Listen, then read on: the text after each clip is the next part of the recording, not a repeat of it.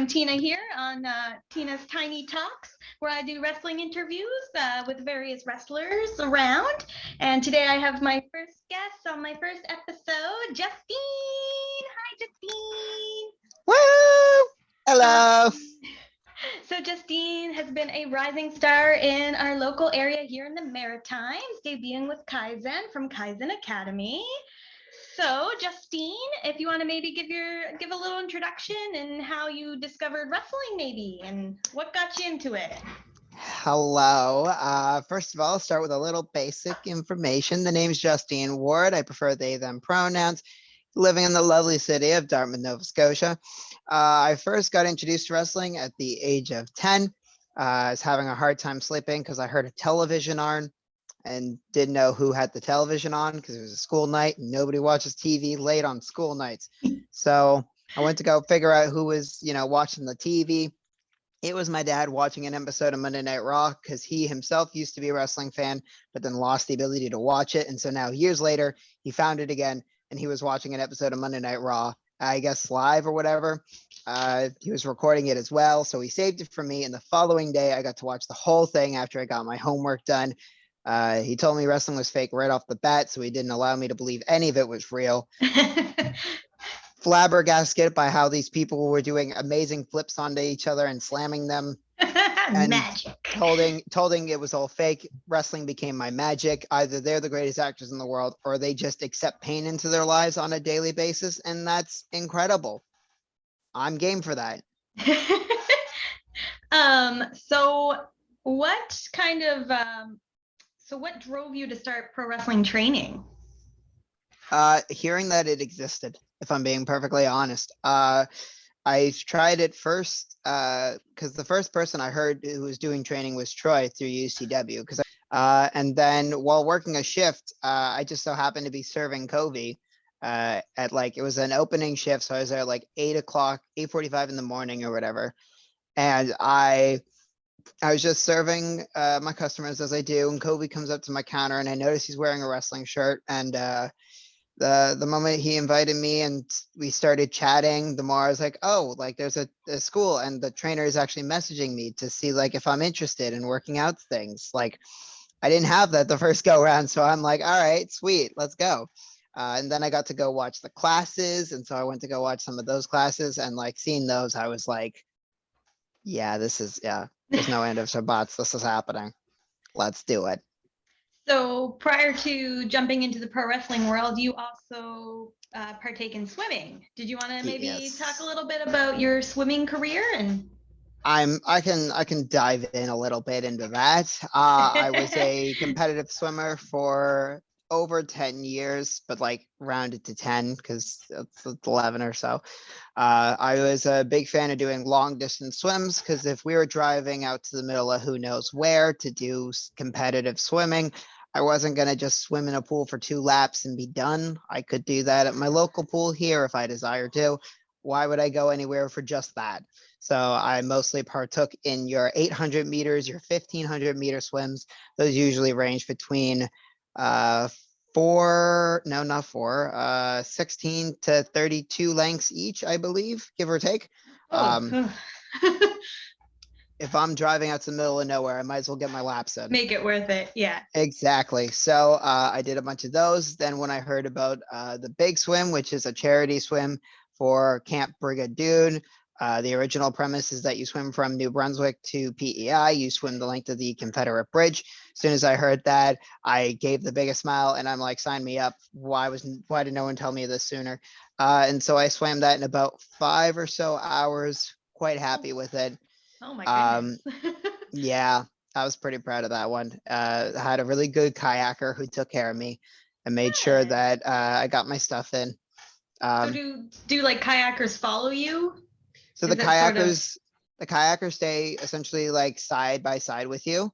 They also hold all your snacks and all your water. Right. Fun fact, fact, safety. Fun fact, I misheard my kayaker, and so I didn't eat at all while I was out there on the water. Oh no. Because what I heard was what I heard is don't eat it because you'll get sick, from the salt water. If you get some of that in, it'll just make you sickies. And I was like, okay, so then I just won't eat. Like I swim and then I drink water afterwards. Mhm. How can this be any different? And so I Much just longer. right. But I just did that because what they actually said was be careful with what you eat. Too much salt water will make you sick. So me misinterpreting it, I just drank water the entire time I was out there. And they were like, how did you? And I'm like, yeah, this is like what I kind of do. I feel like the adrenaline too, similar to Oh, wrestling. Once that most adrenaline kicks, it's like I'm 100% certain it's the adrenaline. So yeah, I did that. I was quite proud of that one. The last time I did it, I got hypothermia about 6 kilometers into my a. goodness. I think I got hypothermia 6 kilometers into a 15-kilometer swim. Like we weren't swimming that thing. Mhm. We were just swimming around in a lake because COVID. So Yeah. COVID kept us from doing that. And so therefore they were like, well, we'll have this 15-kilometer course in a lake, in a big old lake area. And I was like, oh, cool. I was all set to go. And then, yeah, hypothermia showed up. I was like, no, you're not finishing this. And I was like, oh, why though? COVID definitely put a dent in things, like pro wrestling training. Yeah. Close contact sports. Boo.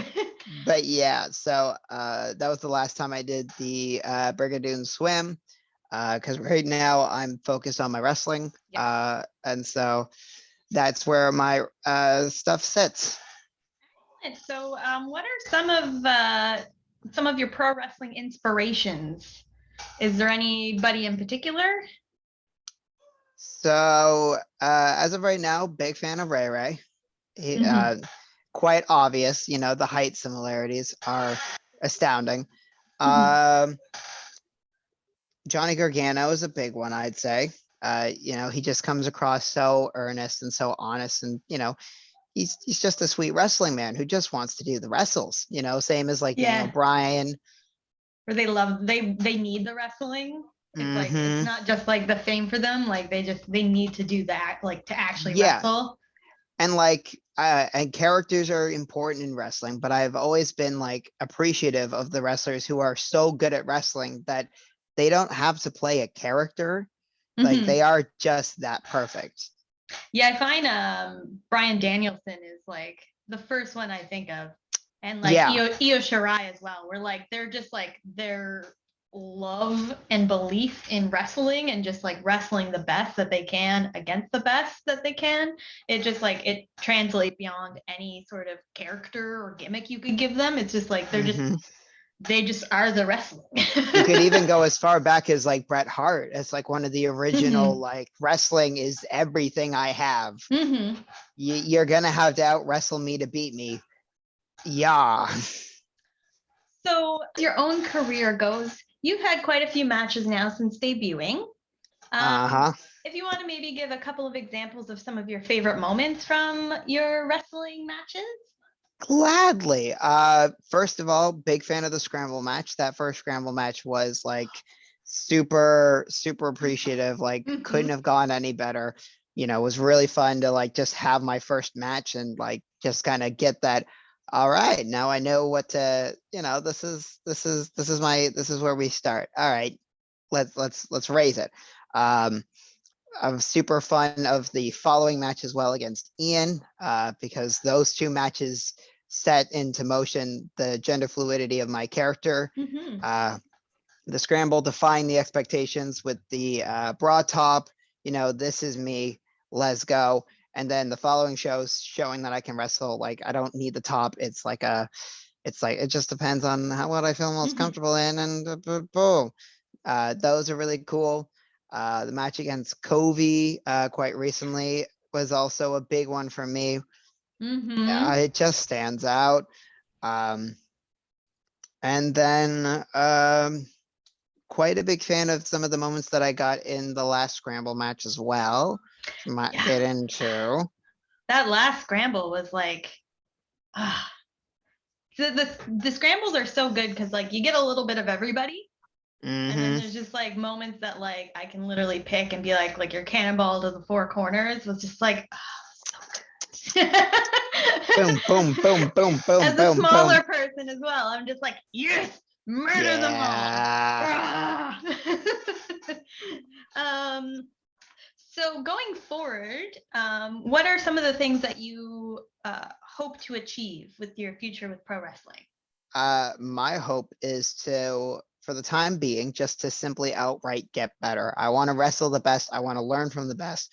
I want to constantly improve myself in those ways. It's wrestling has taught me a lot about what it's like to be an athlete outside of the sport. Mm-hmm. When I was a swimmer as a kid, I was like, oh, so like you swim, you get better, you win. And that's how I always perceived it. I never realized like how much like dieting and like working out outside of those things matter. I it's quite a tendency to be like, oh, I wrestle, I get better wrestling because I do wrestling more often, so I win. Uh, Mm-hmm. but it's really kind of taught me that like, oh, there's like stuff you got to do outside. Okay, it's going to be a challenge, but it's a Mm-hmm. challenge I welcome because it all goes towards me being a better wrestler and being able to improve in the thing that I love the most. I find pro wrestling is very much like it's a layered sport. So like there's different layers to it that you need all of the layers to kind of gel together, right? Because there's like the athleticism of it, there's the endurance of it, there's the fact that you're looking like you're fighting, but you're not actually looking to like knock the person out. Right. And Yeah. then there's like the theatrics part of it, and it's just like there's so many different layers that you have to keep on top of that it's just like it's like the ultimate bit of theater and sport combined. Yeah. Um, so if you want to just, you mentioned a little bit about your latest match, your last matches, and one of them you mentioned a bit about your gear. Do you want to maybe talk a bit more about your, I guess, in-ring persona and how it ties to yourself? Absolutely. So right from the beginning, I knew that going in, I was the swimmer. I love to test myself in endurance. It's the thing I've loved testing myself in since day one, quite literally in swimming. The first time I went to the so they have like the kids the child division, I'll say for now. Mm-hmm. So a lot of the younger swimmers have to, they have to qualify and they have to move up into age group, I believe is what it was at the time.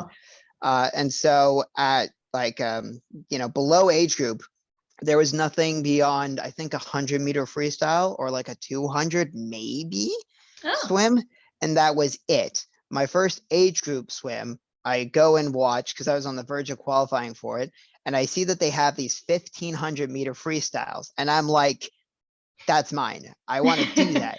And my swim coach was like, no, because I had only just gotten into age group, or I was just about to get into age group.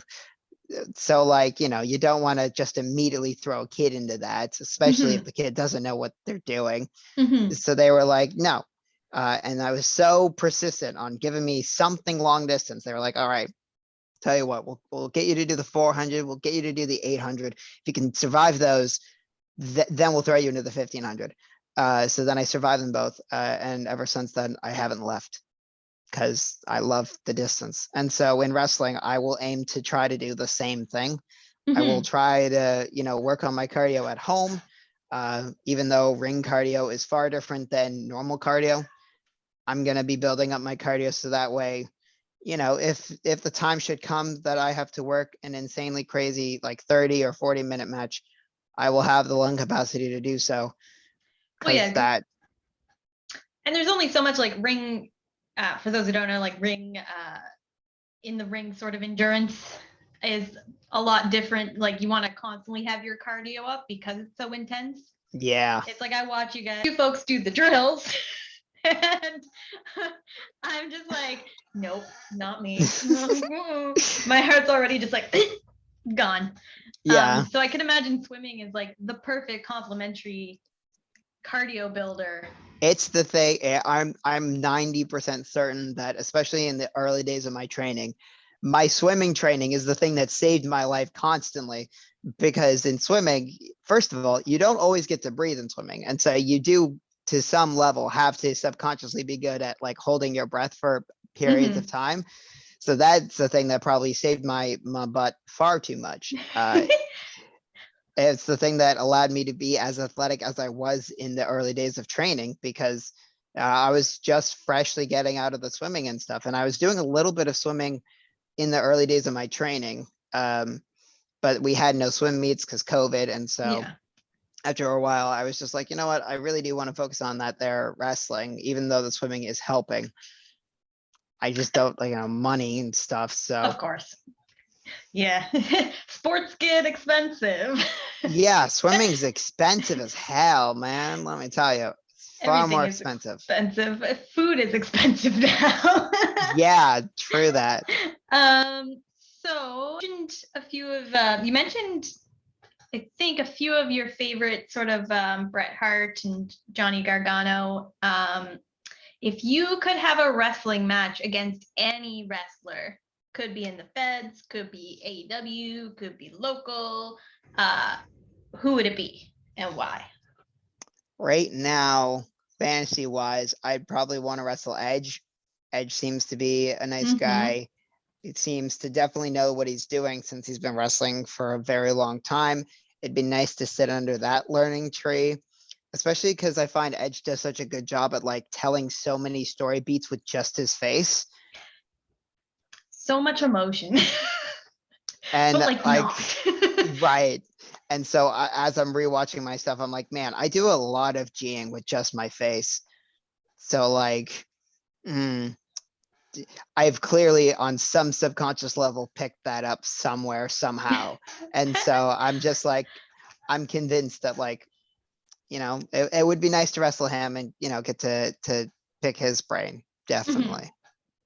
To slowly wrap things up, if you wanted to maybe give a few random unrelated pro wrestling facts for everybody. Yeah, I guess I could. I guess I could do that. One, I'd say, if for anybody who wants to be a wrestler, just learn, just go be an athlete of any sort. Athletics will help you more than you realize, even if it isn't quintessential, because it isn't necessarily quintessential. I just find it helps, especially in the early goings of like learning how to be a safe fundamental worker. And then for anybody who's like in theater, go do theater, because it'll teach you to get outside your comfort zone. Learn to always want to challenge the fire, because that's another thing that I find has been very helpful. I'm someone who will always challenge anything and everything. And so that determination to, see how far I can go or see how far I can push myself, it helps. And you sometimes you just have to fall on your face. You have to learn to just make an oopsie and be like, well, that's an oopsie. Let's never do that again. And then never do that again. The words of your coach will haunt you if not. Exactly. Thank you so much, Justine, for coming on to the show for my first episode. This is the part where I ask you to drop your socials, as well as any upcoming shows you have. Plug yourself. Go right ahead. All right. You can follow me on TikTok. You can follow me on Twitch or subscribe on Twitch. That helps because that gives you money. I did YouTube for a bit, so you can find me at J Ward there. I'm working Glory Holds July 21st at Pier 21. I'll be working a show for Kaizen August the 5th. And there is Atlantic Pro Wrestling. I think it's Atlantic Pro Wrestling September 30th in Canning, Nova Scotia. Those are the shows that I know of right now. I also have 2 bookings in New Brunswick for Acadia Pro and Loot Prestige, August 26th and the 27th. That's about all I know for right now, but I'm sure more dates will come. And yeah, I always post on Instagram as well, Cannonball Justine. I will include all of the socials. Yeah. So thank you again, Justine, for joining us. And absolutely. For folks, we will catch you for another episode of Tiny Talks with Tina. Cheers, and we'll catch you later. Bye.